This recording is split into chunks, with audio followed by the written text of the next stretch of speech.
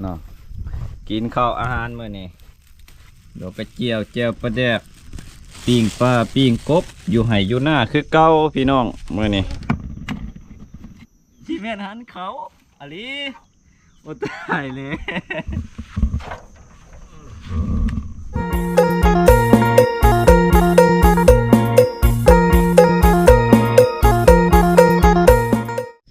เป็นมื้อที่สองมื้อนี้ได้มาไห่มาหน้าสบายดีพี่น้องมองไปหมดสุขุสุขคนทางภายในและก็ต่างประเทศนะยินดีตอนรับก็สู้ซ่องบัวเงินเบาอัตตปือเปลี่ยนอีกแล้วพี่น้องซื้อเนี่ยน่าจะถาวรเพราะว่าเป็นคนแขวงอัตตปือหรือว่าจังหวัดอัตตปือนั่นเองมื้อนี้บ่ได้มาไทยหน้ามื้ออื่นสิไทยสิคากสิตกกาแม่นมื้ออื่นพี่น้องมื้อนี้แม่นมื้อสิซ่อมรถแล้วก็มากู้เล็กมักจับออกหรือว่าหน้ามักจับตามไหหน้านี้เพราะว่าเฮาได้ย้ายไหหน้าตะกาอยู่นี่ก็สิได้มาเฮ็ดบ่อนใหม่สิมางลักหัวออกแล้วก็สิมางเล็กมักจับออกมื้อนี้พี่น้องแบกแผนกกันมื้อนี้น้องเคียงเพิ่นก็ไปคัดแยกแนวเข้าปลูกฮัดเอาผ้าให้ลุงไว้ฮัดจอกรอดีไอ้ไว้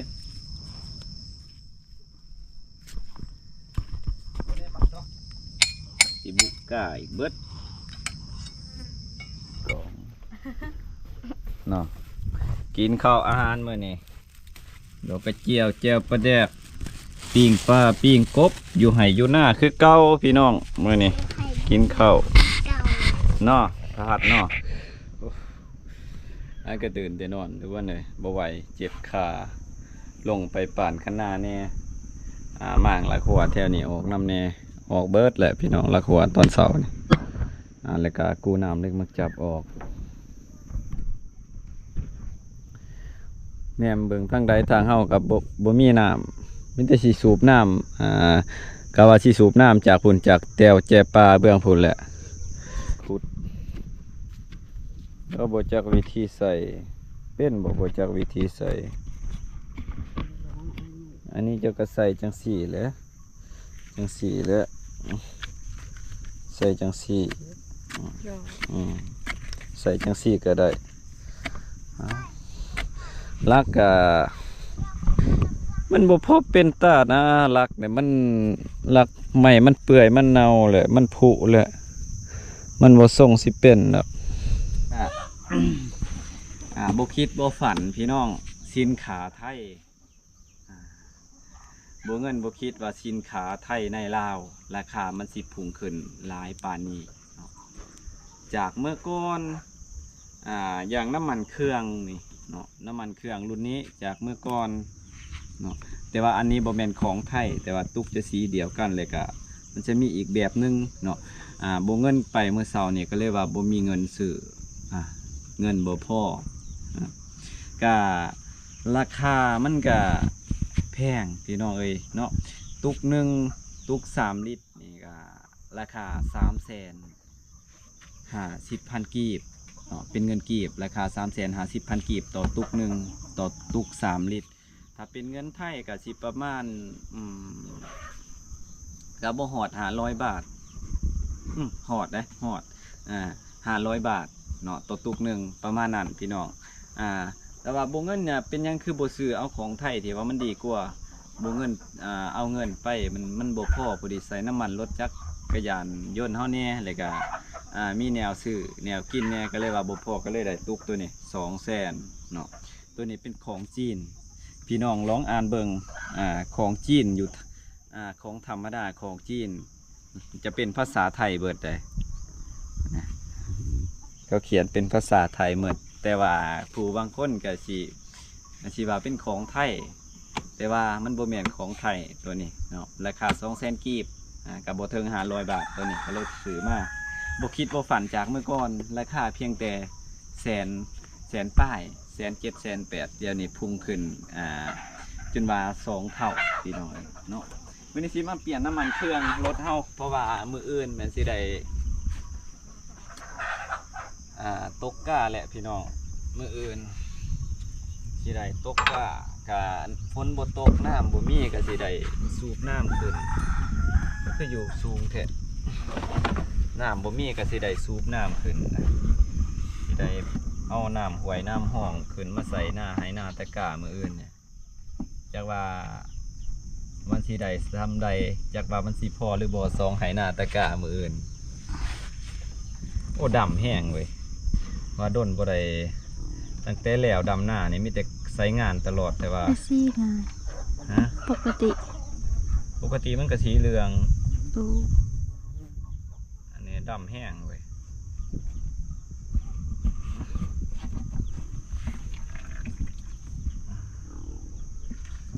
ออกมาแล้วปกติมันจะเป็นสีเหลืองเหลืองจังหน่อยอันนี้มันดำแห้งแต่ว่าการใช้งานเรามันหนักใช้งานหลาย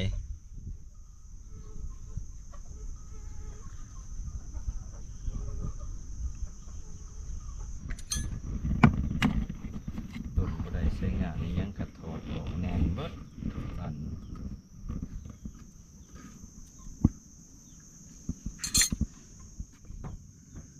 ใส่เบิดตุกนี่เลยแล้วเนาะอันนี้เรื่องเลยดิปกติมันตัวใหม่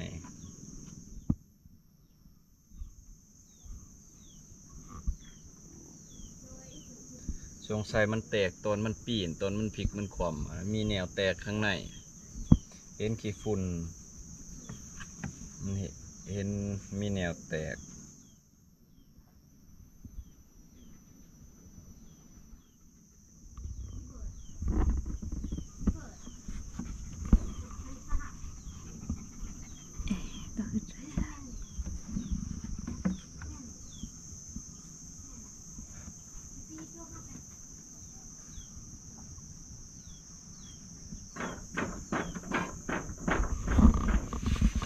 เบิดเลยเลย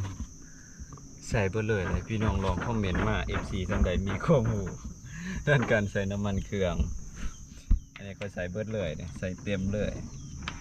เปิดตุกเพราะว่าตุก3 ลิตร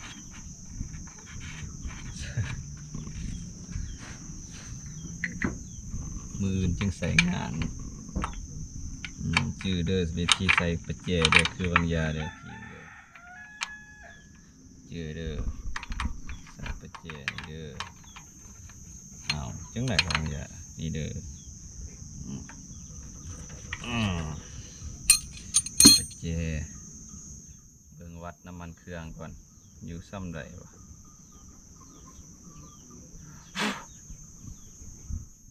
มันมี14911เบิ่งวัดมันอยู่ระดับใดเต็มเลย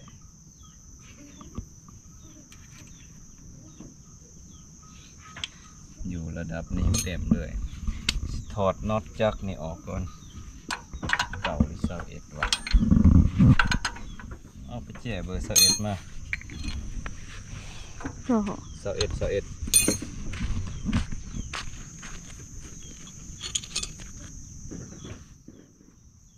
ต้องอ่ะ11ตัวใหญ่เด้โตสีดำอ๋อตัวไหนครับ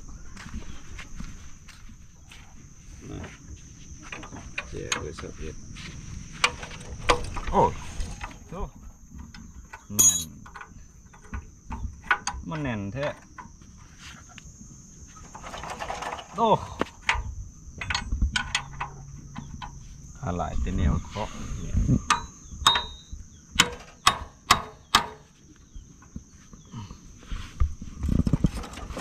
โย่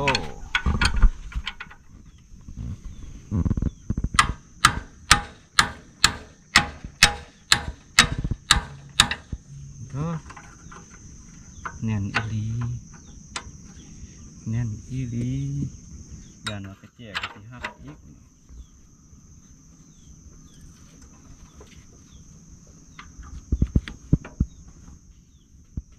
โตรุ่นนี้สิบ่แลดบ่แถมแว่นเอาไปกิเจบ่แลดเด้โอ้มันแน่นแท้ตายยานมากระเจี๊ยบเขาสิไปก่อนเด้อบัด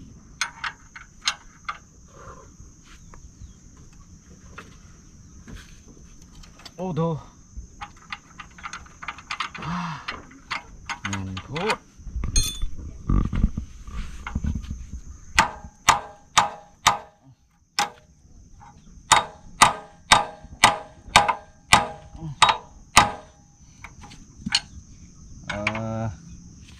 นี่เขาหรือออกทางอ้าวบางอย่างเขาหันเขาบ่ ที่แม่นหันเขาอะลีโอ้ตายเลย โอ้กะย้อนแห้งดึงแห้งแน่นตัวเนี่ยนี่โอ้ยเอ้ยหันเข่าว่าหันออกแบบนี้เบิดคำสิเว้า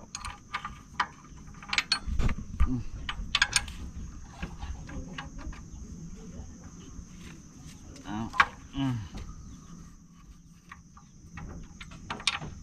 เอียงหันเข่าหันออก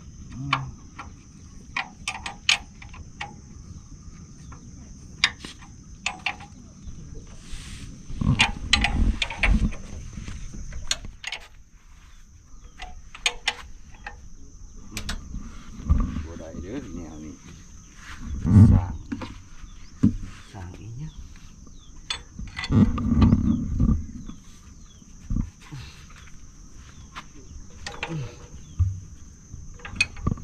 มันบ่แม่นแนวมันเขามันก็เบิด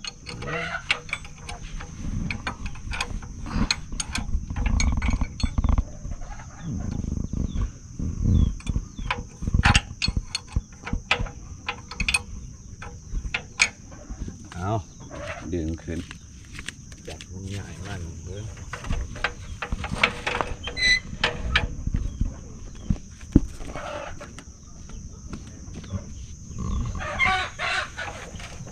เอาดอกได้จับมานี่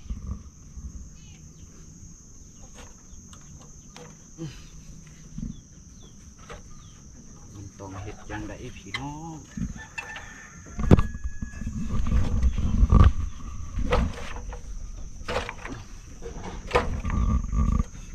ได้หรือบ่ เจ้าเลย เปลี่ยนทางนี้ได้จับ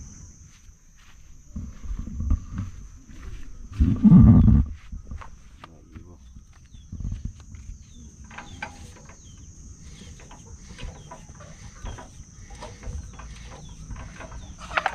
ใส่เส้นนี้ไปก่อนมืออื่นจึงใส่ตื่ม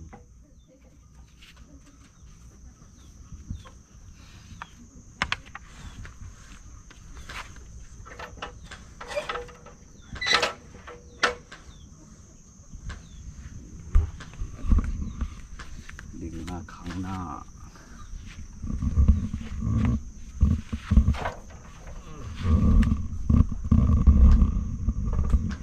มืออื่นเอามาเติมอีกเส้นหนึ่งพอดีลงบางเสาตอนมาย่ายไปลายเติม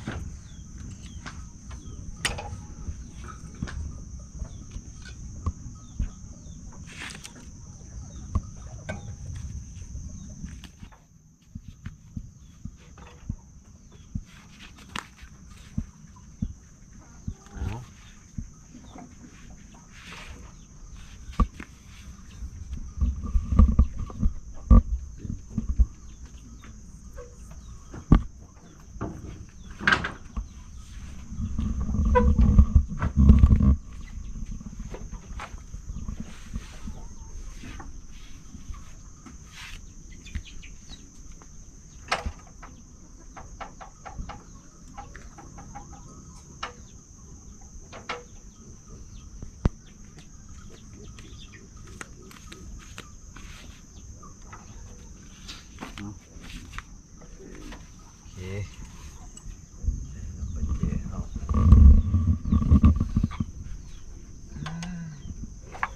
หันเข่าว่าหันออกก็ตายเด้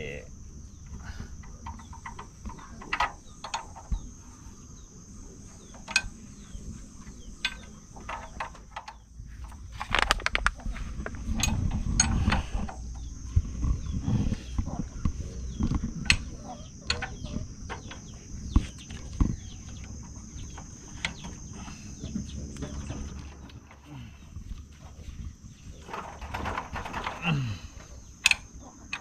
มีบ่กันสิพอ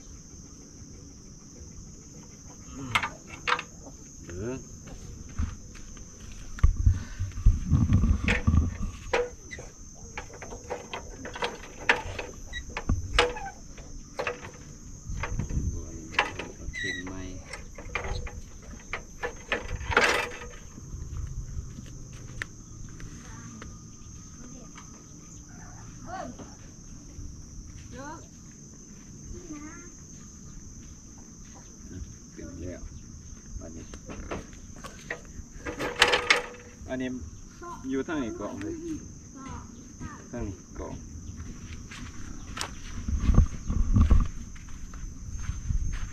อันนี้โบเงินอยากคลิปนี้โบเงินก็เลยว่าอยากถาม FC เดิมเกี่ยวกับการใส่หัวโมเลนะระหว่างหัวโมเลหน่อยกับหัวโมเลใหญ่แบบนี้ตัวใดมันจะวิ่งเร็วกว่ากันและตัวใดมันหนักกว่ากันเวลาเฮาเลี้ยวนี่เฮาใส่หัวโมเลใหญ่นี่มันอยากแบบว่ามันอยากแห้งฮะนะบุ้งเงินว่าเห็นเขาใส่อันตัวหัวโมเลนี่มันอยากหน่อยกว่าตัวนี้ในที่ผ่านการใส่และเคยใส่ระหว่างหัวโมเลใหญ่กับหัวโมเลหน่อยอันใดมันจะดีกว่ากันคือกับตัวนี้นี่พวกแม่นี่อ่อนนี่ใหญ่เนาะตัวนี้ใหญ่ซ้ำเดียวกันใหญ่ซ้ำกันกับตัวนั้นแต่ว่าบ่เงินอยากเปลี่ยนใส่หัวอยากเปลี่ยนใส่ตัวหน่อยเห็นเขาใส่อยู่อยากเปลี่ยนใส่หัวโมเลตัวหน่อยตัวนี้เพราะว่ามันใหญ่เลยมันอยากแก่งมันแห้งนะมันจะไปไวแน่หรือว่ามันเร็วแน่เลยอันนี้มืออื่นจังเอาอีกสายหนึ่งเอามาใส่เติมมือนี้ความว่าถอดยาก เขี่ยมกว่าจนหักอันหนึ่งมันแน่นเกินก็ได้แน่นก็แน่นโพดเจ็บบ่เบิดเลยบอกเก็บออกยังบอก อีกนิด มืออื่นที่ใช้งานลองเบิ่งว่ามันสีดับคือเก่าบ่พอดีเขาใส่ซ้ายหนึ่งใส่ซ้ายเดียวมันเดี๋ยวว่ามันคือพี่น้องว่าแหละมันดับมันแห้งมันไปไวแต่ว่ามันดับไวซ้ำใดซ้ำหนึ่งมันก็ฆ่าโหลดมาหลายแต่ดับกันว่าเขาการันตีมันคอยเร่งแห้งๆมันจังอันเนี้ยมันจังบ่ดับ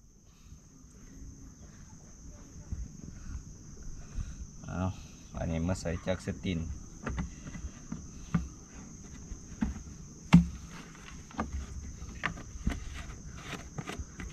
มีตำหนิเลยรถข้างในมันมีแนวแตกบอนแตกข้างในมืออื่นจะลืมเลือดสายผ่านเลือดต้นมามืออื่นคลิปนี้กับพี่น้อง FC ท่านใดมีคำคิดคำเห็นกับให้ความคิดเห็นมาเนี่ยเพราะว่าจากการใส่โมเลน้อยกับหัวโมเลใหญ่อันใดมันจะดีกว่ากันในการใช้งานอย่างต่างๆพี่น้องเนาะท่านใดมีคำคิดคำเห็นเนี่ยใดก็คอมเมนต์เข้ามาใต้คลิปรูปนี้พี่น้องเลยเนาะขอขอบใจ ไปกลับบ้านบัดนี้เฮา